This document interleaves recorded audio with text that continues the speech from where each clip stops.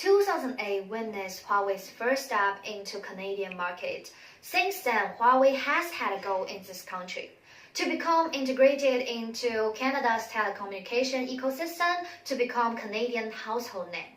However, a part of this vision was dashed, and the road ahead is being hindered. Security of 5G technology is being doubted, and Huawei Canada is facing trust crisis. On October 2012, the House Committee on Intelligence of U.S. Congress released a report concluding that Huawei posed a national security threat to U.S. This report also alerted other governments to review and be wary of the business with Huawei. At first, the reaction of Canada was not so strong. However, later the arrest of Meng Wanzhou in Canada, the CFO of Huawei, made things more complicated. It seemed to indicate the attitude of Canada towards Huawei. Increasing government scrutiny and negative press, there appear more and more cracks in trust between Canada and Huawei. As Mobile Europe reported, 50% Canadians think Canada should not work with Huawei. Whether Huawei could sustain its market leadership position in both Canada and world is also a challenge. Trust is very important. Trust issue does affect the business of Huawei a lot. Some governments chose to exclude equipment of Huawei and ban it from acquiring local telecom companies. And the negative press also mirrored the potential of Huawei to make future deals. What's more, customers also have other choice. They always have other companies processing similar business with Huawei. For example, for network equipment like Ericsson and Cisco for the service business. Even Huawei is the most advanced in 5G race. In fact, companies like Ericsson are still continuing to develop this technology and progress well, although they still fail to catch up with Huawei. If Huawei cannot well cope with these challenges, as business keep decreasing, it is only a matter of time before leadership is overtaken by other companies. Therefore, our strategy in Canada is to restore trust while maintaining the market leadership at the same time. And our moves over the next 5 years include risk checking by trustable parties, open source patterns, and public advertising, and keep innovation as well as seize future trend. Huawei's 5G technology can be used to spy on countries, such as by installing malware through their system updates or through their interactions with the servers and routers in the local network. Hence, to regain or maintain Canada's trust towards Huawei can propose or suggest a risk mitigation system, which can be government monitored inspection and audit from a trustable third party. Actually, in Germany and Britain, Huawei has already set up security labs to inspect their equipment.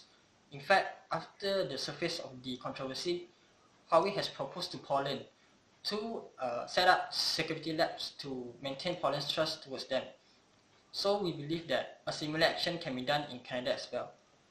The inspection should inspect the components of the 5G technology system and the way that they interact with the servers and routers in local telecommunication network system. If necessary, top cyber security firms like McAfee can join in the inspection as well. Next, Huawei can suggest or propose an audit from a trustable third party of the Canadian government. The third party should not be influenced or be a beneficiary of the outcome of the negotiations between Canada and Huawei. The audit is to verify that the deals, the documents, the data, and the business decisions of Huawei is not influenced by the China government in any way suspected. In Germany, if we are to suggest a suitable third party, we believe that Germany and the local Canadian telecommunication companies such as Telus and Bell can be suitable candidates. Germany has recently proposed an independent security lab to inspect Huawei's equipment. Hence, we think that Canada can perhaps learn from Germany or seek their assistance, as Germany is a fellow trustable nation within the European Union. Besides, according to these two figures, we can clearly observe that Huawei is currently the leader in the 5G technology, owning 986 patents and ranked number 1 in shaping the 5G standards. Therefore, in order to regain public trust, we would like to propose Huawei to open some of its patents by allowing anyone in good faith to use their technology without initiating any patent lawsuits. By opening their patents, the reputation and trust of Huawei will be gained because this will be seen as a step to support innovation and sharing of ideas. Although this might reduce some of the profit of Huawei, but at the same time, the cost of technology innovation of Huawei will also decrease.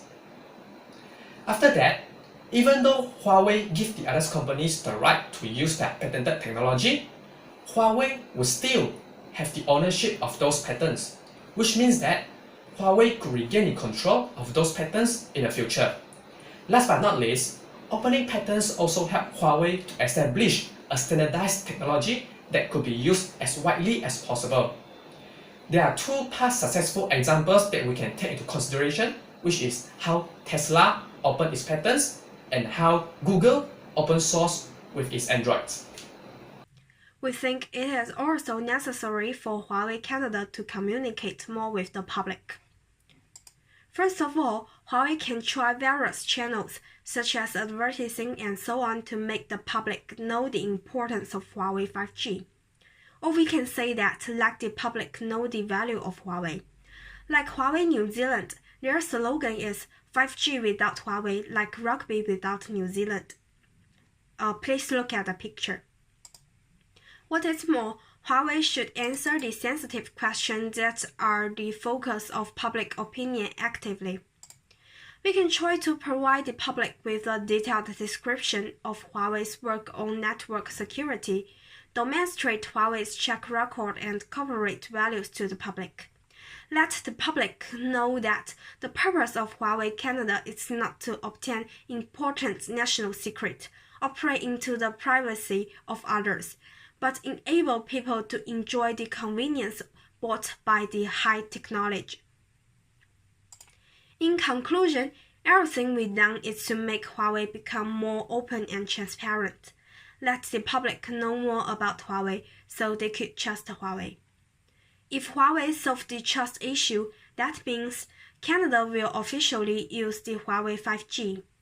We think Huawei could try to integrate 5G with artificial intelligence, big data and other technologies to accelerate digitization, networking and stimulate various innovative applications such as intelligent netted cars and telemedicine. In conclusion, our strategic plan will involve a total of 5 years. After conducting cost analysis and risk evaluation, this strategic plan will be officially implemented by 2019.